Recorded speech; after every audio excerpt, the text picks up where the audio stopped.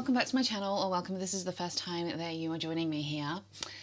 As someone who likes to collect tarots almost as much as I like to read with tarots, I am finding that there are a number of decks in my collection that I either never work with or barely work with.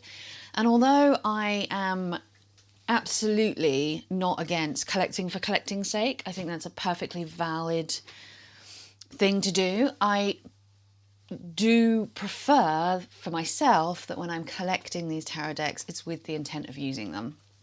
And that is a very long-winded introduction to this video, which is me sharing with you 8 decks that I haven't worked with enough, I don't feel, and that I want to spend some significant time working with in 2026, partly to just get to grips with them for most of them, and partly just to see whether or not I actually want to keep them for some of them. So with that preamble out the way, the first deck, these are in no particular order, they're just in the order that they're stacked up here next to me. I'm going to start with the Squid Cake Marseilles Tarot. I have actually used this one more than probably any other deck that I'm going to show you today in this video, but I haven't really focused on it as a Marseilles deck, if that makes sense. And one of the things I'm really keen to do this year is study Marseilles properly. I might make a separate video where I show you what I'm using to do that in addition to this deck, maybe what books and things I'm using, and how I'm going about it, if that's something that you're interested in. I have already started it as of January 1st, and this is not the first time that I have done, or that I have started a Marseilles study. I don't think there's any harm in revisiting things over and over again until they really solidify, but also I don't feel like they solidified at all the first 1 or 2 times I have tried to do this, and I think it's mostly because I just haven't given it enough time and enough commitment. So I really want to focus on that this year. I do have the CBD Marseilles, but I've decided that I'm going to use the Squid Cake Marseilles instead because it's much more pleasant to look at, to be quite blunt about it. The next deck is the Idle Hands Tarot. I bought this on a complete whim. I saw it on Instagram, I think. It comes with like this crappy little piece of paper, and the cards are massive and they're monochrome, and it's still in order. Like, I have never used this deck. It is still in order. I like it. It's pretty dark, which often I like dark, or sometimes I prefer cute and creepy in my tarot to like straight up dark. But something about this really drew me in, and I have just never got around to using it, and I really would like to give it a go and see what I think of it. It wasn't an expensive deck, so it's one of those, like, if it doesn't work out for me and it turns out that actually I'm not loving it, I have no problems with passing it on. Sorry dude, you're in my way. But it is, the reason that it's followed up from Squid Cake is because it is a pip deck. And that is one of the things that puts me off, is that I'm just not completely comfortable with pip decks yet. And so once I have spent some time like really deep diving into Squid Cake, I don't even know what I'm trying to say, Squid Cake, and the different resources that I have for looking at the Marseilles, I think I'm going to try and read with this one more with that additional knowledge that I will hopefully have. Next, we have another one that I bought completely on a whim years ago and have never touched, and that is the Beauty of Horror Tarot. This is the coloured version.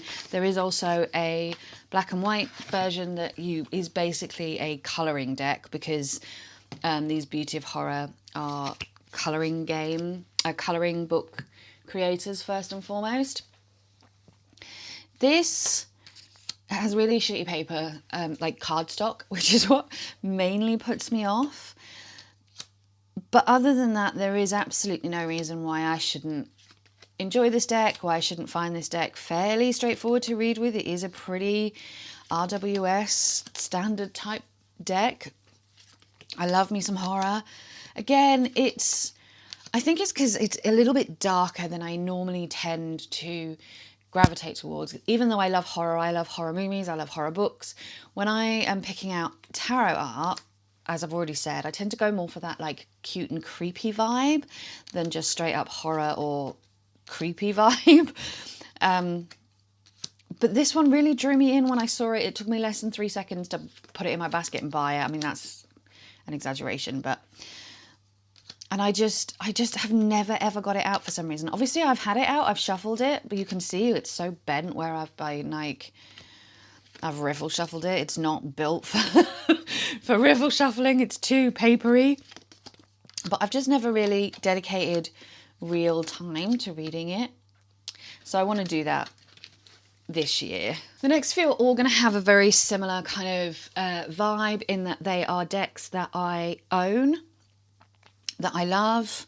I was either gifted them. In fact, all of 3 of them I think I was gifted either by somebody who previously owned them and was passing them on, or someone who actually bought me them as a gift. And I have used them all, but just not to the extent that I would like. So the first one is the Good Fortune Tarot. I got this one for Christmas, I think, not this Christmas just gone, but the one before. And I don't think I even used it for the whole month when I did use it, which when I first joined TarotTube, I think I may have put this one back in order because I have a habit of doing that with decks every now and again. When I first joined TarotTube, I hardly had any decks at all. And then obviously, as is normal, when you become more invested in a hobby, I started to buy more and more decks. I started to see more and more decks and want more and more different styles in my tarot decks and things. And I did go through a stage where I was really committed to spending an entire month with every single new deck that I brought in. And it was because at that point, financially, I was limited to mass market decks, mainly. I didn't really have the means to just go out and buy a indie deck at indie deck prices without like saving up and really making a commitment to it, which I did on occasion. But also I wasn't buying a huge amount of mass market decks. Like I wasn't getting a new deck every month. I wasn't getting like 2 or 3 decks at a time. So I was getting decks in a way coming into my home that meant I could really, really focus on one deck for an extended period of time. And by the end of that period of time, I was pretty solid in whether it was the deck for me or not, and whether I wanted to just give it away to someone or whether I was going to keep it. And I'm not really doing that anymore. So I have this one that I just feel like I haven't spent enough time with. I also have Tarot of the Moon Garden, which is another, which I just haven't spent enough time with either.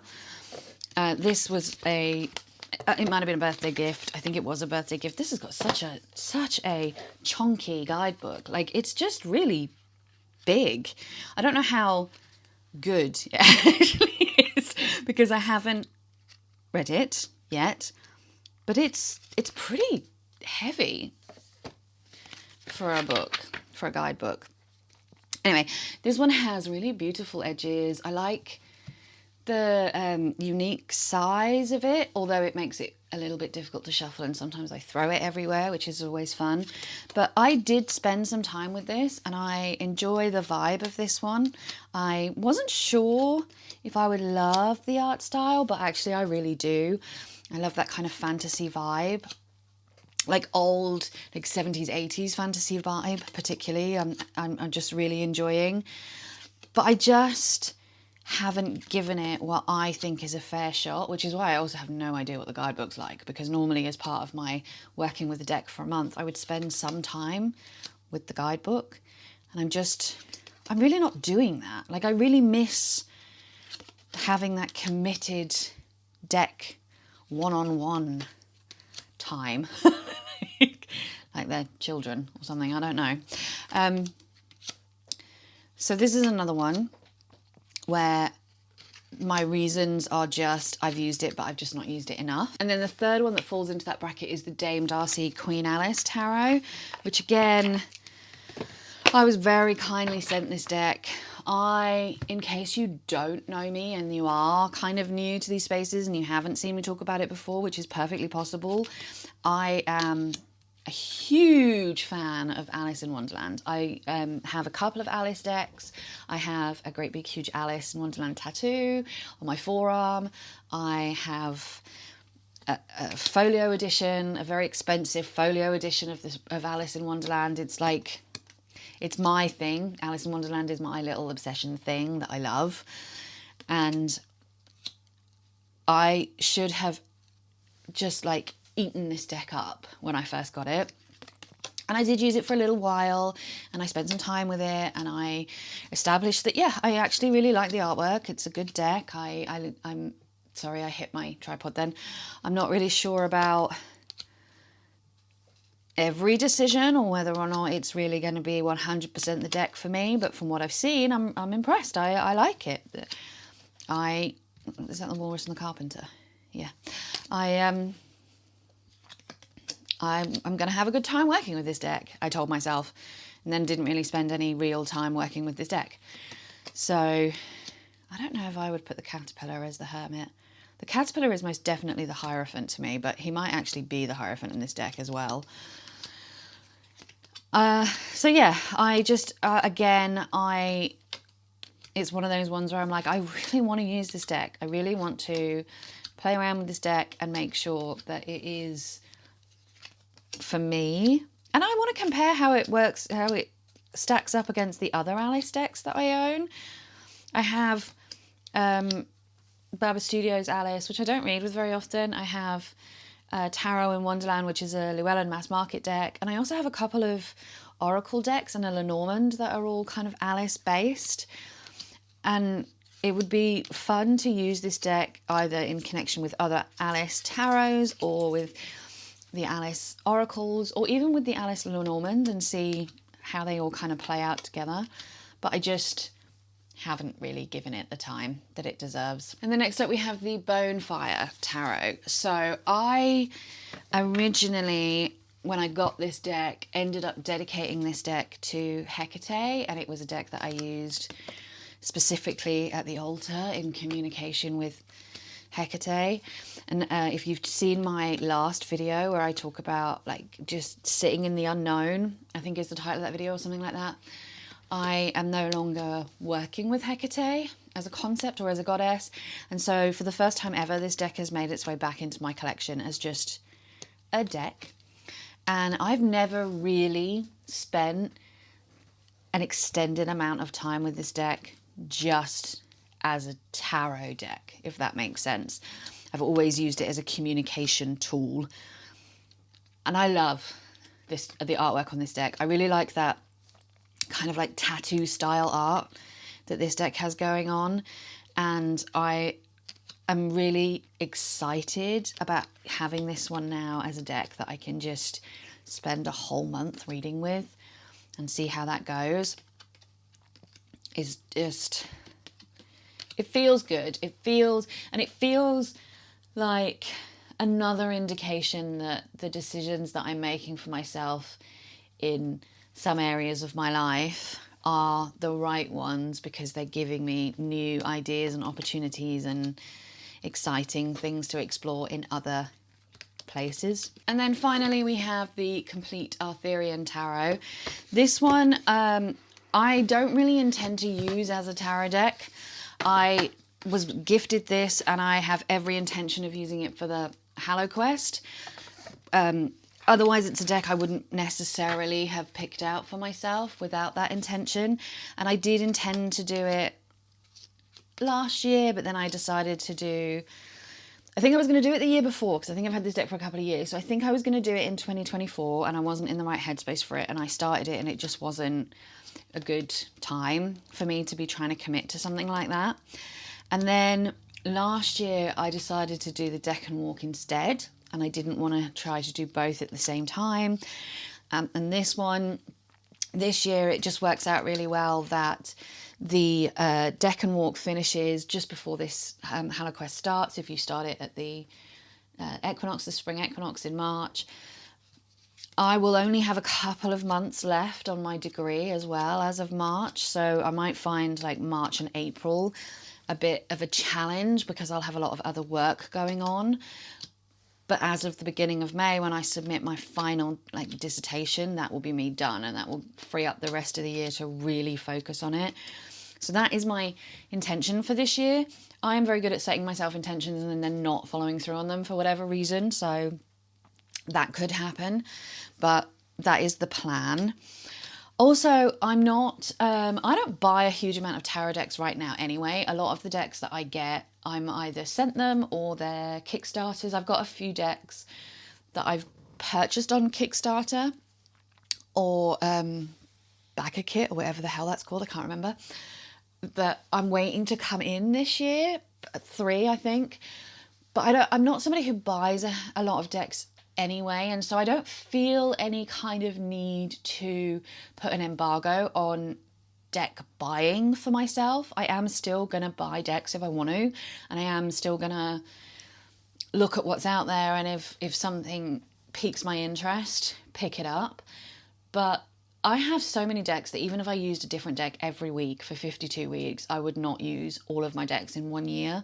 And because I am really good at constantly gravitating back to the ones I love the most, there are, as I say, decks that just don't get used enough and I just haven't spent enough time with. And so that is the point of this exercise, is to fix that going into 2026. Thank you so much for watching. Do let me know if you have any specific decks that you are planning to spend significant time with in 2026. Otherwise, I will see you all very shortly for another one. Take care, lots of love, bye bye.